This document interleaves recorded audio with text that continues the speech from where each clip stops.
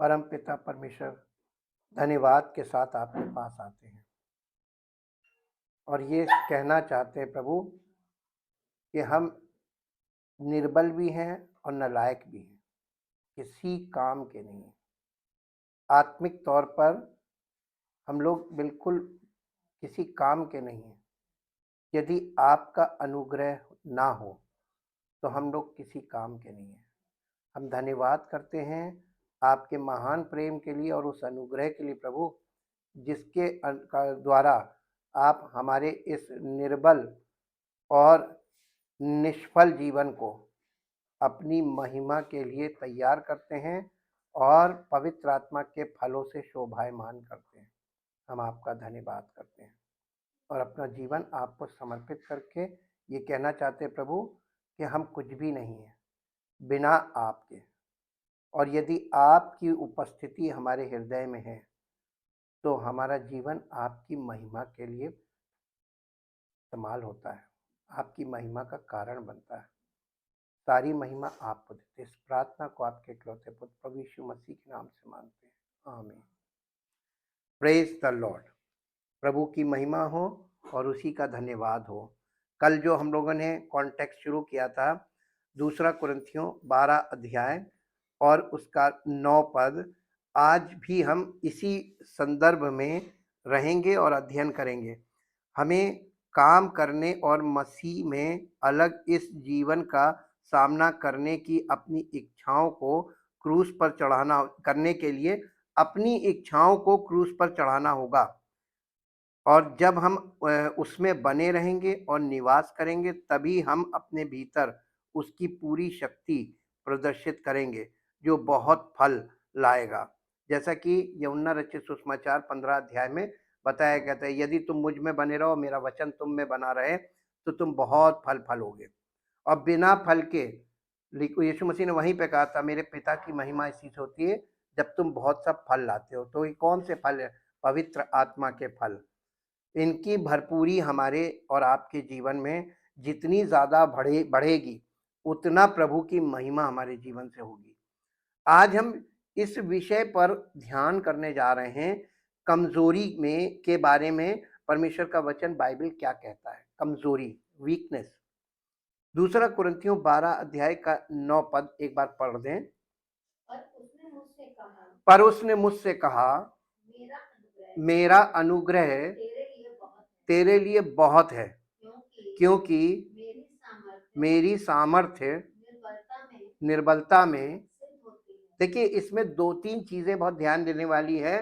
पहली चीज निर्बलता, दूसरी चीज सामर्थ, और तीसरी चीज सिद्ध होना। इसमें 12 अध्याय के 9 पद में कमजोरी का अर्थ पीड़ा, अपमान और उत्पीड़न है। कमजोरी का मतलब है पीड़ा, अपमान और उत्पीड़न। ये बिल्कुल भौतिक सीमाएं नहीं है, बल्कि ये वे सीमाएं हैं जिनका हम अपने रोजमर्रा के जीवन में सामना करते हैं, जैसे कि पाप का प्रलोभन, दिल का दर्द और परेशानी। संपूर्ण बाइबल में ये स्पष्ट है कि परमेश्वर हमारे जीवन से इन कमजोरियों को दूर करने का इरादा नहीं रखता है। परमेश्वर हमारी कमजोरी कभी दूर नहीं करेगा, बल्कि हमें कमजोरी में बना रहने देगा। और वैसे आप फिजिकली देखिए, आज के मसीहों में एक गलत भावना आ गई, क्योंकि वचन सही तरीके से उनके दिल में नहीं गया और सही वचन का सही अर्थ उनको नहीं मालूम, इसलिए वो उल्टा कर रहे हैं।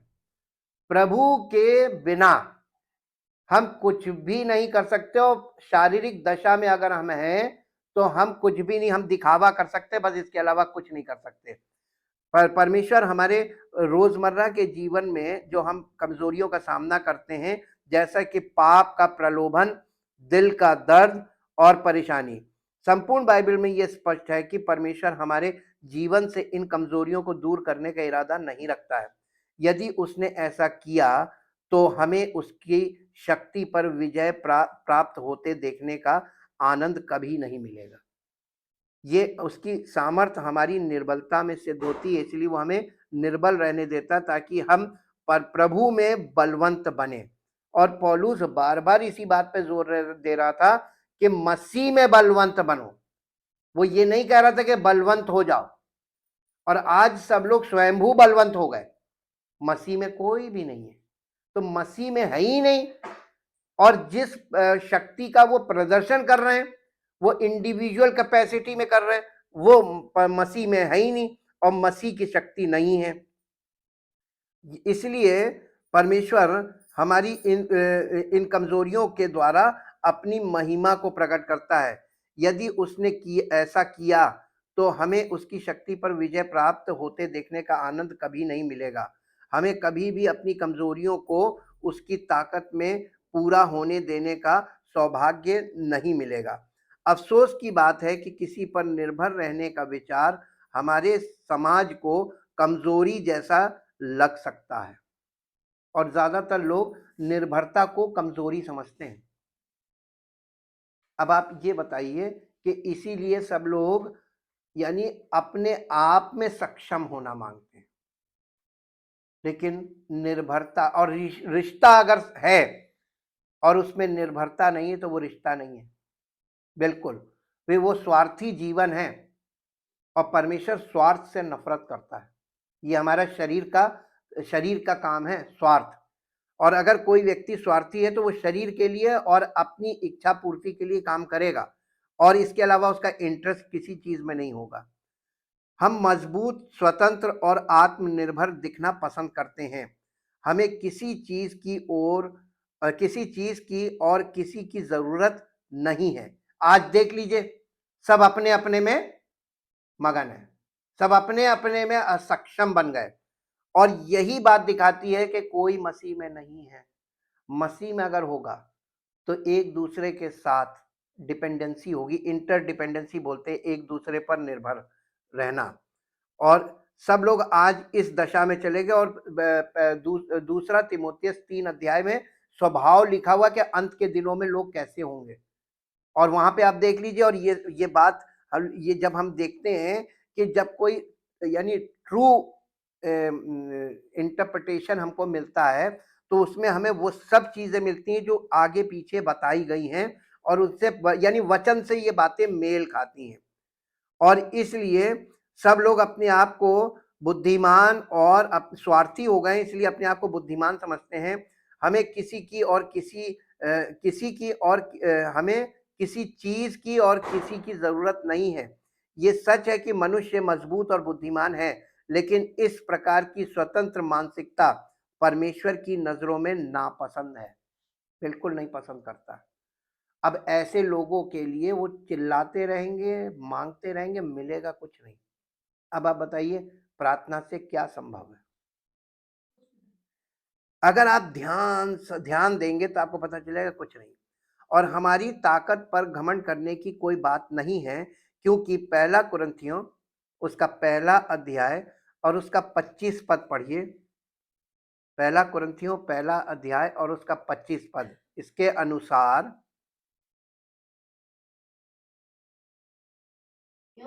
क्योंकि परमेश्वर की मूर्खता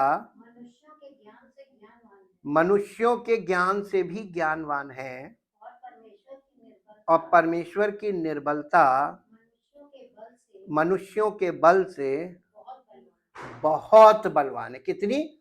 बहुत बलवान है। जब आप प्रभु में होते हैं तो दुनिया की नजर में हो सकता आप निर्बल हो, लेकिन प्रभु बहुत बलवान है। अगर किसी ने अपने बल से आपको दबाया और आप दब गए तो किसका बल उस पर उतरेगा? इसीलिए प्रभु यीशु मसीह ने कहा था शत्रुओं को क्षमा करना।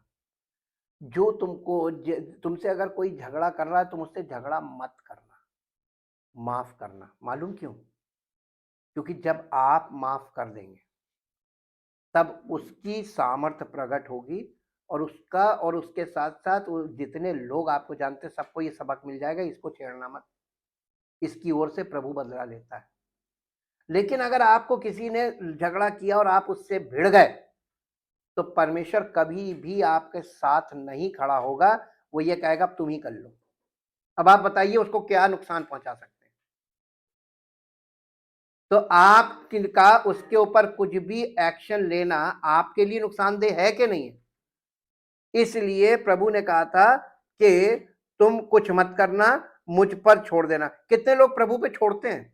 सब खुद ही भिड़ जाते हैं, क्योंकि सब ये सोचते हैं कि हम इनको जवाब देने के लिए हम सक्षम हैं। नहीं, गलत।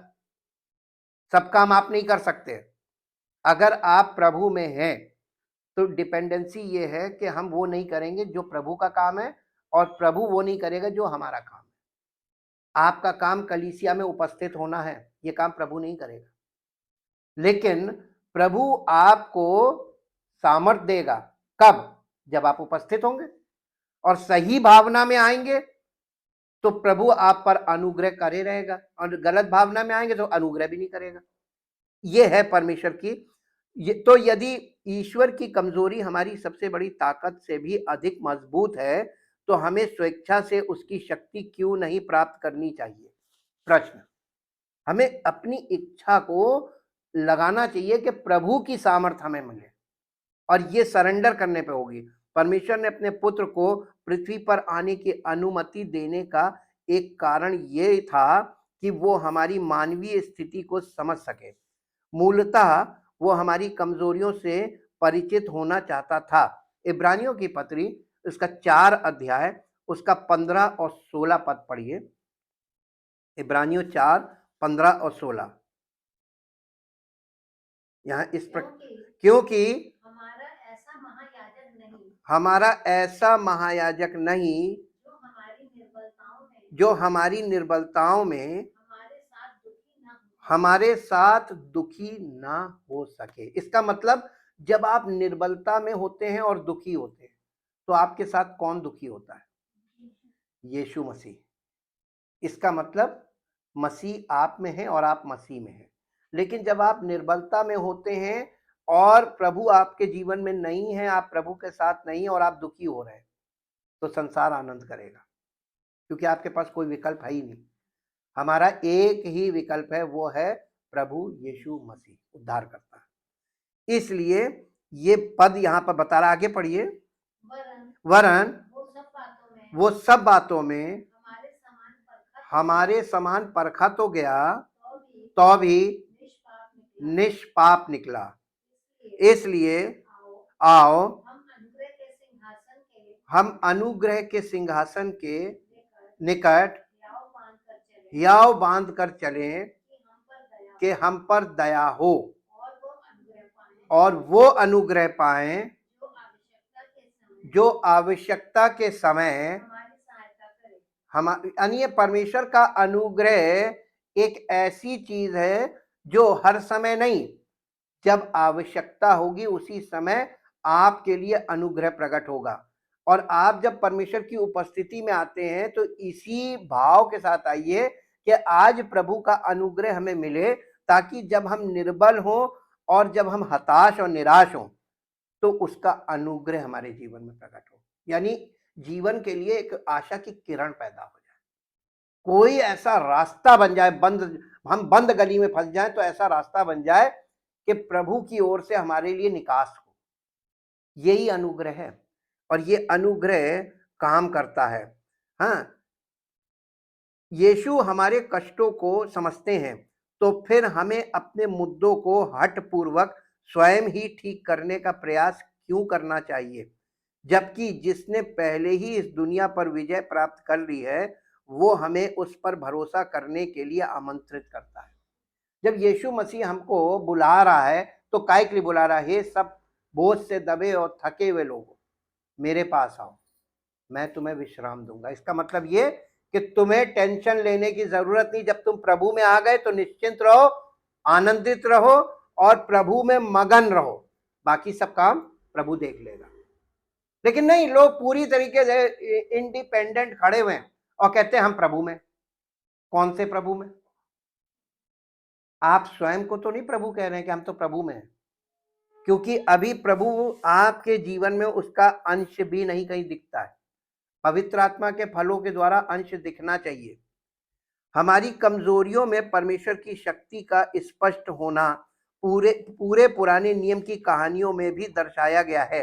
देखिए हमने आपको बताया ना, नए नियम में जो बातें हमसे की जा रही हैं प्रभु यीशु मसीह के द्वारा, पुत्र की आत्मा के द्वारा यानी पवित्र आत्मा के द्वारा, उन सब बातों को पवित्र आत्मा पीछे पुराने नियम में ले जाकर दिखाता है, ताकि हम ये देख लें कि जब लोग परमेश्वर के साथ सही संबंध नहीं रखे थे और परमेश्वर ने उनको ग्रहण कर लिया था, तो परमेश्वर ने उनको पनिशमेंट भी दिया लेकिन अनुग्रह बनाए रखा।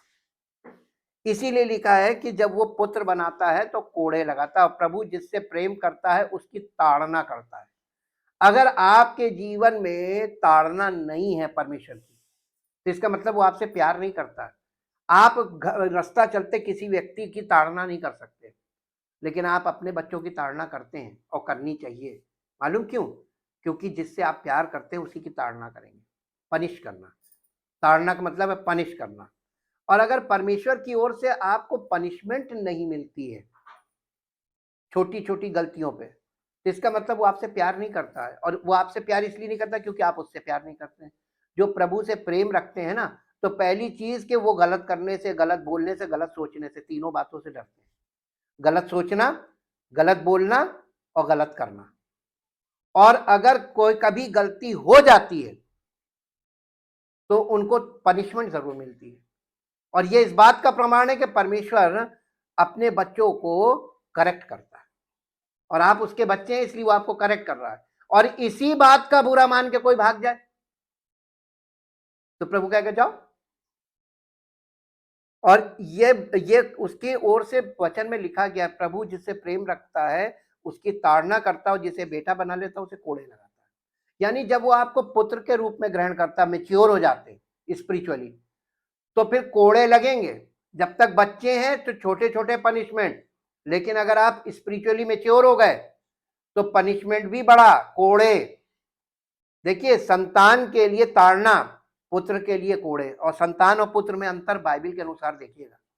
संतान का मतलब इमेच्योर बच्चा, और पुत्र का मतलब मैच्योर बच्चा। उसी तरीके से पनिशमेंट भी बढ़ती है। और लोग मालूम है बॉर्न अगेन होने के बाद जब इधर उधर भागते हैं, हमने भी किया था।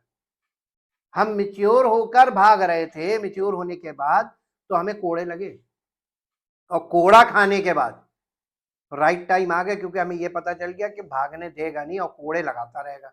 इससे अच्छा सरेंडर कर दो। तो सरेंडर लोग कब करते हैं? कोड़े खा खा के सरेंडर करेंगे, ऐसे सरेंडर कोई नहीं करेगा। हमारी कमजोरियों में परमेश्वर की शक्ति का स्पष्ट होना पूरे पुराने नियम की कहानियों में भी दर्शाया गया है। जैसे कि दाऊद ने गोलियत पर विजय प्राप्त की, साथ ही निम्नलिखित चंदों में उसने एक और चीज देखी, वो निर्बलों को बल देता है और निर्बलों को बल बढ़ाता है।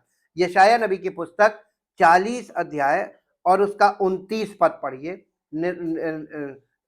यशाया की पुस्तक 40 अध्याय उसका 29 पद, यहाँ इस प्रकार से लिखा हुआ है, वो थके हुए को बल देता है और शक्तिहीन को बहुत सामर्थ्य देता है।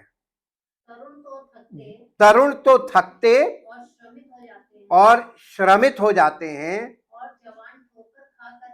और जवान ठोकर खाकर गिरते हैं, परंतु जो यहोवा की बाट जोते हैं, जब तक आप परमेश्वर की बाट जोते रहेंगे तब तक आप नया बल प्राप्त करते जाएंगे।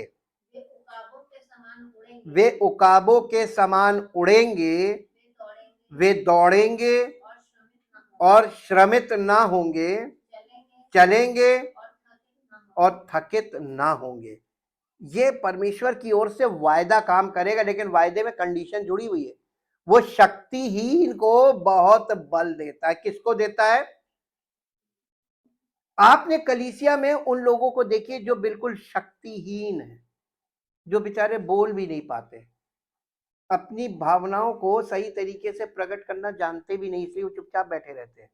इसका मतलब ये नहीं कि वो प्रभु उन पर दया नहीं कर रहा है। अरे शक्तिहीन को बहुत सामर्थ्य देता है, और जो अपने आप को शक्तिशाली प्रकट कर रहा है वो ठोकर खा के गिर जाएगा, ये लिखा हुआ है। वचन को समझना शुरू कर दीजिए, केवल सुनना नहीं। तब उसने मुझसे कहा, जरुब्बाबेल के लिए यहोवा का ये वचन है, सर्वशक्तिमान यहोवा का यही वचन है, ना तो पराक्रम से और ना शक्ति से, परंतु मेरे आत्मा के द्वारा सब कुछ होगा। जकरिया नबी की पुस्तक 4 अध्याय का 6 पद पढ़ दीजिए। जकरिया नबी की पुस्तक, मलाकी के पहले है जकरिया, जकरिया नबी की पुस्तक 4 अध्याय उसका 6 पद। जरुब्बाबेल एक बहुत निर्बल व्यक्ति था। तब उसने कहा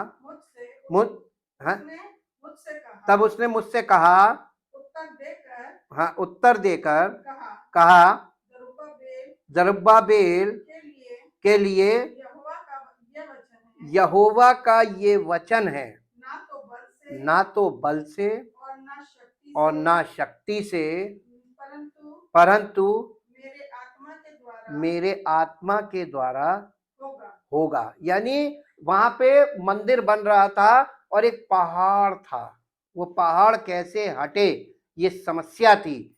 तब ये वचन आया जरुब्बाबेल के पास, ना तो बल से ना शक्ति से, पर मेरी आत्मा के द्वारा। हम लोग गीत गाते हैं, ना तो बल से न शक्ति से, पर मेरी आत्मा के द्वारा ये पहाड़ टल जाएगा। कैसे? ये पहाड़, समस्याओं का पहाड़ जो आपके सामने खड़ा है, बाधाएं हैं, पहाड़ बाधाओं को दिखाता है। बाधाएं आती जीवन में हर कदम पे, ना तो बल से ना शक्ति से, परमेश्वर की आत्मा के द्वारा। यानी पवित्र आत्मा के को समर्पित रहो, काम परमेश्वर करेगा, और यह काम तुम कर लो, परमेश्वर विश्राम करेगा। आप क्या चाहते हैं कि परमेश्वर विश्राम करें और आप काम करें, लेकिन परमेश्वर चाहता है कि हम विश्राम करें और वो काम करें। इसीलिए तो उसने मूसा से कहा था, मैं आप चलूंगा, तुम्हें विश्राम दूंगा। यानी हमको ज्यादा कुछ करना नहीं है फिजिकली, लेकिन लोग आजकल फिजिकल ज्यादा एक्टिवेट हो जा रहे हैं। हम शुरू से इस बात को बोल रहे हैं, wrong notion, wrong notion. Wrong notion का मतलब गलत कॉन्सेप्ट।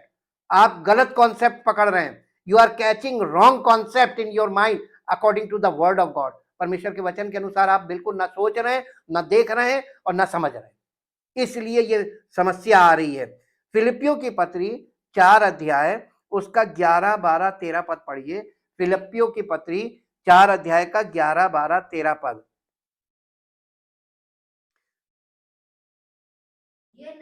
ये नहीं कि मैं अपनी घटी के कारण ये कहता हूं, क्योंकि मैंने ये सीखा है कि जिस दशा में हूं उसी में संतोष करूं। देखिए, मसीही कैरेक्टर यही है, ये मसीही चरित्र है। मसीही चरित्र अगर आपके अंदर है, इसका मतलब प्रभु आपके अंदर है।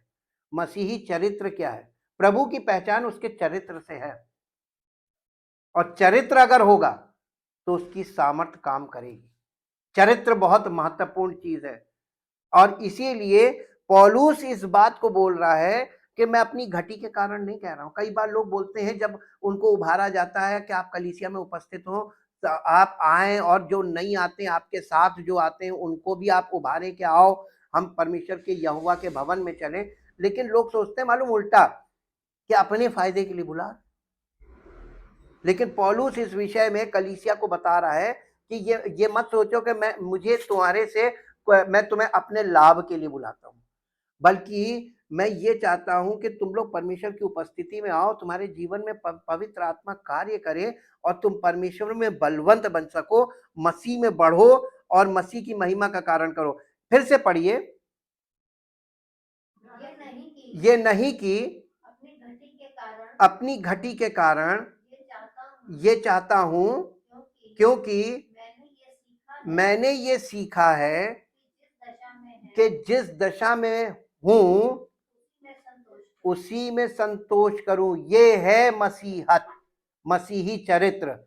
आप जिस दशा में, उसी में अगर आप संतोष कर रहे हैं तो आप मसीही हैं। और आप जिस दशा में उसमें आप कुड़कुड़ा रहे हैं तो आप मसीही नहीं है। ज्यादातर अन्य जाति में क्या होता है, जरा सा घटी नहीं हुई कुड़ कुड़ कुड़ कुड़ कुड़ कुड़ कुड़ कुड़ कुड़ कुड़ कुड़ कुड़ कुड़ कुड़ कुड़ और लंबे समय तक बोलते रहेंगे, और जब बरकत मिलती है तो बहुत छोटा सा, प्रभु ने मैं आशीष दिया, ज्यादा उसका वर्णन नहीं होगा, आ ज्यादा और जा नहीं।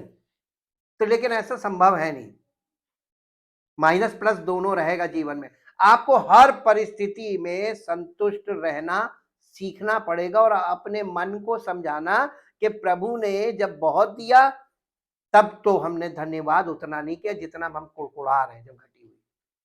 तो आपकी कुड़कुड़ाहट जो है वो परमेश्वर के यहाँ नेगेटिवली काउंट होती है, नेगेटिव यानी माइनस मार्किंग चलती है इसमें। आपने जितना प्लस किया वो सब माइनस हो जाएगा जी। आगे इसका 3 पद है ना, 11 से 13।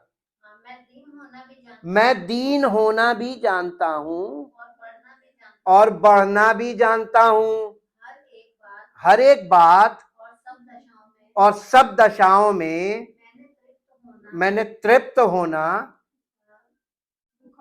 भूखा रहना और बढ़ना और घटना सीखा है। कितने लोगों ने अभी तक नहीं सीखा है? मुझे नहीं लगता है कि कलीसिया में ज्यादातर लोग इन बातों को कभी सुने भी होंगे या इन बातों के बारे में उनको कभी मालूम होगा कि परमेश्वर की ओर से ही बातें। आपको घटी में भी जाना पड़ेगा और आपको बढ़ती भी मिलेगी, और परमेश्वर दोनों दशाओं में आपको ये देखेगा कि आप बढ़ती में जाते हैं इतना धन्यवाद नहीं करते, लेकिन आप घटी में जाते हैं तो कुड़कुड़ाते ज्यादा है। इसका मतलब आपके अंदर एक टेंडेंसी है, आप प्रभु से बस ये चाहते देते रहो, हाथ मत रोकना। अगर हाथ रोका तो हम अविश्वासी। कौन? प्रभु। कहां? अरे हम तो नहीं जाते हैं, हमने बंद कर दिया। परख लिए जाओगे, वो देकर भी परखेगा और लेकर भी परखेगा। मैंने पहले आपको बताया, स्टडीज में पुराने नियम में ले जाके दिखाया भी है। और परमेश्वर दोनों तरफ से काम करता है, पॉजिटिवली भी काम करता है, नेगेटिवली भी काम करता है। और मालूम है आप कब पकड़े जाते हैं? जब वो नेगेटिवली काम कर रहा होता है, आप सोचते शैतान कर रहा है, उसी में आप पकड़ लिए जाते हैं और आपका जो व्यवहार होता है वो गलत हो जाता है परमेश्वर के प्रति। आपका मन परमेश्वर के प्रति खराब हो जाता है और वहीं परमेश्वर आपको कहता है आप चलो हटो किनारे, तुमको जांच लिया। विश्वास परखा जाएगा। कभी ये मत सोचना कि तुमने एक बार विश्वास कर लिया और तुम स्वर्गराज में घुस गए ना। वो तुम्हें जीवन में चला कर चेक करेगा और कदम कदम पे चेक करेगा, पॉजिटिवली भी काम करेगा, नेगेटिवली भी काम करेगा। कहीं तो फंसोगे। मालूम क्यों? हमारी स्वाभाविक कमजोरियां, हम स्वाभाविक तौर पे बहुत निर्बल हैं और हम परमेश्वर को हल्के में ले लेते हैं। इसमें इन पदों में पौलुस ने अपनी कमजोरी में परमेश्वर की शक्ति के प्रकट होने की बात भी कही है।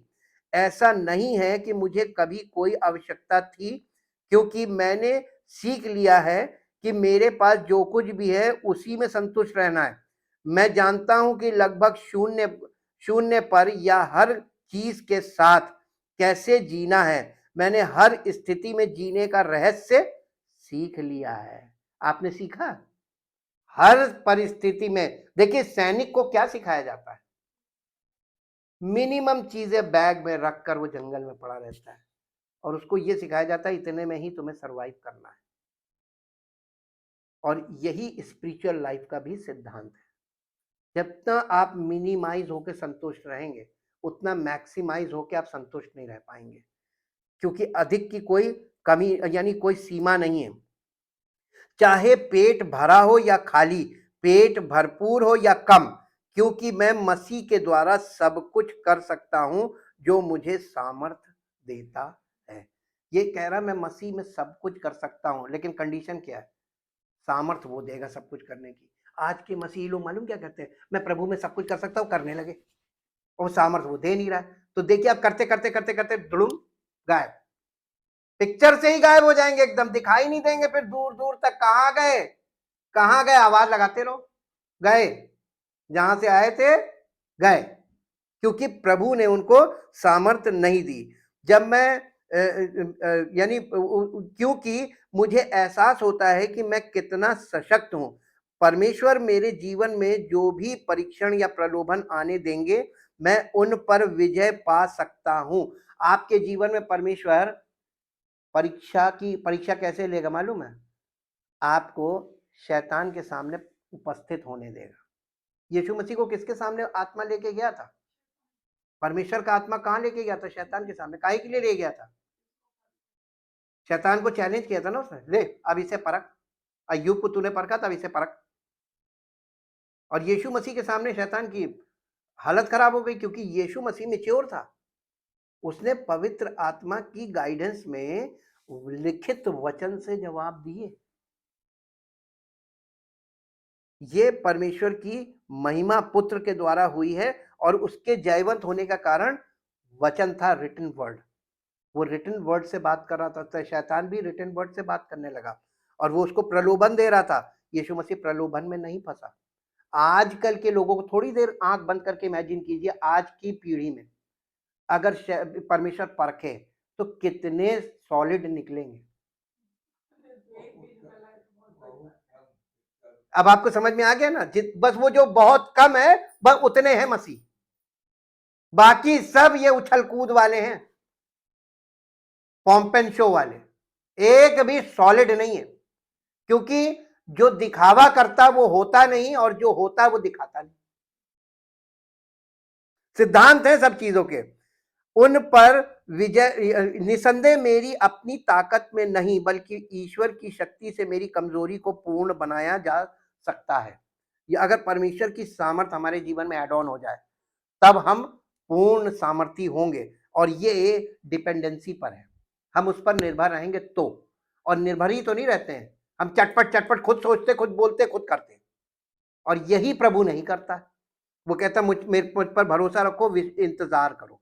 तो परमेश्वर के लिए आपको ठहरना पड़ेगा। ठहरता कौन है आज के जमाने में?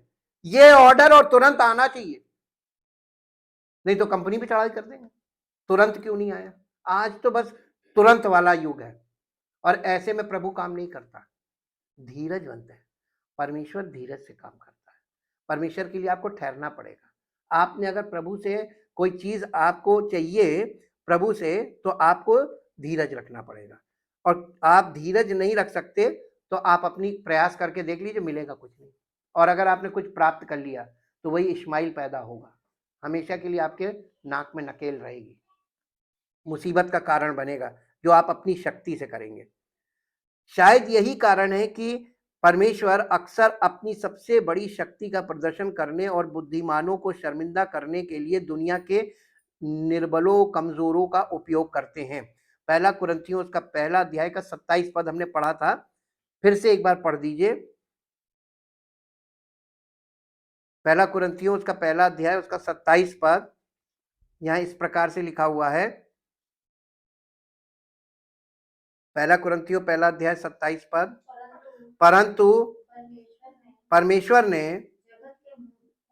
जगत के मूर्खों को चुन लिया है कि ज्ञानवानों को लज्जित करे, और परमेश्वर ने जगत के दुर्बलों को चुन लिया है, निर्बलों को चुन लिया है कि बलवानों को लज्जित करें। ये क्यों किया मालूम है? ताकि उनकी अधिक महिमा प्रदर्शित हो सके। जब हम किसी ऐसी कमजोरी पर विजय पा लेते हैं जिस पर हम स्वयं विजय नहीं पा सकते, तो ये स्पष्ट है, जैसा कि अभी पद में कहा गया कि महान शक्ति ईश्वर से आई है, स्वयं से नहीं। हमारे जीवन में परमेश्वर की ओर से सामर्थ्य प्रकट होनी चाहिए, और उसी की ओर से जब प्रकट होगी तभी उसकी महिमा हमारे जीवन से होगी, और हमारे द्वारा किए गए कार्यों से उसकी महिमा कभी नहीं होती है। क्या मसीही के रूप में यही हमारा मुख्य लक्ष्य नहीं रहना चाहिए? अपनी महिमा के बजाय उसकी महिमा को अधिक फैलाने के लिए। लेकिन इस ताकत को हासिल करने का एकमात्र तरीका यह है कि हम अपनी स्वतंत्र प्रवृत्तियों को छोड़ दें और सीखें कि हमारे भीतर पवित्र आत्मा पर कैसे भरोसा करना है।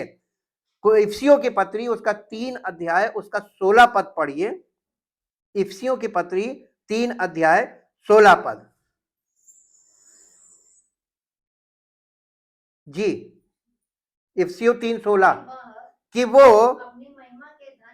अपनी महिमा के धन के अनुसार तुम्हें ये दान दे कि तुम उसकी आत्मा से अपने भीतरी मनुष्यत्व में सामर्थ्य पाकर बलवंत होते जाओ। बलवंत हो जाओ नहीं, एक बार के नहीं है ये आपको जितनी बार आप कलीसिया में आते हैं परमेश्वर की उपस्थिति में, उतनी बार आप बलवंत बलवंत बलवंत, आपको ये बल पे बल प्राप्त करते रहना पड़ेगा। और ये एक ऑन गोइंग प्रोसेस है, इसलिए ये बहुत जरूरी है। मैं प्रार्थना करता हूं कि वो अपनी महिमा के धन में से अपनी आत्मा के द्वारा तुम्हारे भीतर में सामर्थ देकर तुम्हें दृढ़ करे।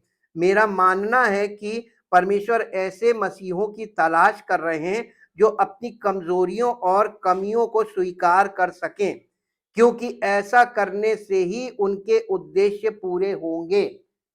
क्या करने के लिए? आज आपको कलीसिया में एक भी व्यक्ति अपनी निर्बलता और अपनी कमजोरी का वर्णन करता नहीं मिलेगा। हमेशा सब अपने बल को, मैं ये हूं, आई एम ये, मैंने ये किया, मैंने ये किया, मैंने ये किया। कभी ये कहता नहीं मिलेगा मैं तो किसी काम का नहीं, प्रभु ने मुझ पर अनुग्रह किया, मैं बिल्कुल निर्बल हूं, प्रभु मुझ पर दया कर। नहीं, अपनी कमजोरी को कोई मान नहीं रहा। अगर आप सामर्थी बने रहेंगे उसके सामने, इसका मतलब आप उसका सामना कर रहे हैं, आप उससे टक्कर ले रहे हैं। ऐसा हो रहा है कि नहीं हो रहा? आत्मिक तौर पे बताइए, यही भाव चल रहे हैं कि नहीं चल रहे हैं हर कलीसिया में? और चलना क्या चाहिए था? पहले के जमाने में जब हम बहुत छोटे हुआ करते थे तो गीत होता था कलीसिया में कि आता हूं मैं मसीह, कमजोर, नालायक और लाचार, देख मेरी हालत कितनी खराब, मुझ पर दया कर प्रभु। इस तरीके के समर्पण के गीत गाए जाते थे। आज क्या माहौल है? आज तो उछल उछल के सब धर्मी बन गए। ये क्या है? और जिसने, हमने दो युग हम देख रहे हैं, एक पहले का मसीही युग और एक आज का मसीही युग। आसमान जमीन का अंतर हो गया। यहां सब फिजिकल खड़े हो गए, बोस्टिंग हो रही है, गर्व से बोल रहे हैं, लेकिन सब खोखले हैं, अंदर कुछ नहीं, सच्चाई बिल्कुल नहीं है। और पहले के लोग थोड़े थे लेकिन सच्चे थे, आज के ढेर सारे लोग सब झूठे। ये क्यों हो रहा है? क्योंकि गलत प्रचार किया जा रहा है, झूठा प्रचार किया जा रहा है, और इसलिए ये दशा हो रही है। ऐसा कोई नहीं जो अपनी कमजोरियों और कमियों को स्वीकार करे। कोई ये नहीं कहता कि मैं बहुत क्रोधी हूं, प्रभु मुझ पर दया करे, और सब क्रोध कर रहे हो, प्रभु के भक्त हैं। कैसे वो आपके और हमारे हृदयों में झांकता होगा, कहता होगा अरे यार क्या कर रहे हैं, ये करना ही नहीं है। गलत, रॉन्ग नोशन। जैसी गलत कॉर्ड से गाना शुरू होता है, अगर म्यूजिशियन खट से बाजा रोक देगा ना, गलत कॉर्ड, गलत है, नहीं बजाएगा। वैसे ही परमेश्वर कुछ नहीं करेगा। बोलो गलत, तुम गलत बोल सकते हो, तुम्हारी भावना गलत हो सकती है, लेकिन परमेश्वर कभी गलत नहीं हो सकता है। वचन को सही तरीके से समझने की जरूरत है। आखिरकार यही कारण है कि यीशु ने पवित्र आत्मा को पीछे छोड़ दिया, ताकि जब हम उसमें निवास करें, हम कष्टों और उत्पीड़न सहित असुविधाजनक चीजों को गले लगाने के लिए सशक्त हो सकें। ये सब उसके राज्य का विस्तार करने के लिए है। इसका मतलब यह है कि हम जितने कमजोर होंगे, उसकी शक्ति उतनी ही अधिक हमारे भीतर और हमारे माध्यम से प्रदर्शित हो सकती है। और पौलुस इसीलिए कह रहा था कि अब हमें अपनी कमजोरियों पर घमंड करने का पूरा अधिकार है। पौलुस अपनी निर्बलताओं पे घमंड करता था, और आजकल के लोग अपने बल पे घमंड करते हैं। गलत। इसलिए अपने आप को परमेश्वर के सामने रख के और वचन के अनुसार अपने अंदर झांके। प्रभु हम कहीं से इस लायक लगते हैं कि हम कहें कि हम मसीही हैं, हम विश्वासी हैं? कहीं लगते हैं? प्रभु हमको तो अभी नहीं लगता हम ऐसे हैं। जितना वचन अभी तक हम लोगों ने सुना है प्रभु, उसके अनुसार हम तो कहीं नहीं टिकते हैं। प्रभु हम पर दया कर, हम इस लायक नहीं है। और वो नाचीज को भी चुनता है जो किसी लायक नहीं है। मान ले बस कि हम किसी लायक नहीं है, प्रभु अनुग्रह करके उसको अपनी महिमा का बर्तन बना सकता है। परमपिता परमेश्वर, हम आपका हृदय से धन्यवाद करते हैं आपके एक एक वचन के लिए, जो सोने की तरह हमको ताया जाता है। इन वचनों के द्वारा आप हमारे प्राण को और हमारी आत्मा को सोने से मरने का काम करते हैं, ताकि हम सबका जीवन आपकी महिमा का कारण बने और सारी महिमा आपको मिले। इस प्रार्थना को आपके इकलौते पुत्र प्रभु यीशु मसीह के नाम से मांगते हैं, आमीन। Praise the Lord.